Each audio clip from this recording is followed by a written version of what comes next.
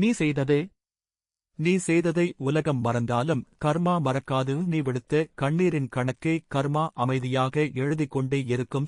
ஏமாற்றியவருக்கு சரியான நேரத்தில் பதில் கொடுக்கும். வலியை விதைத்தவன் வலியை அறுப்பான். அன்பை விதைத்தவன் அமைதியை அறுப்பான். கர்மா கணக்குப்படி ஒவ்வொரு செயலுக்கும் ஒரு எதிர்வினை உண்டு. அதுதான் வாழ்க்கை சொல்லும் வழக்கமான நீதி. உலகத்தில் யாருக்கும் யாரும் சொந்தம் இல்லை. தன் சுய நலத்துக்காகத்தான் பல பேர் உறவுகளை தக்க வைத்துக் கொள்கிறார்கள். உன்னால் லாபம் இருக்கும் வரைதான் அந்த உறவு நிலைத்திருக்கும். உன் நாள் லாபம் இல்லை என்று ஆகிறதோ அன்றே அந்த உறவு விவகிவிடும். அதனால் யாரிடமும் எந்த எதிர்பார்ப்பும் இல்லாமல் இருப்பது நல்லது. எதிர்பார்ப்பே ஏமாற்றத்திற்கு காரணம். முதலில் உன்னை நம்பு.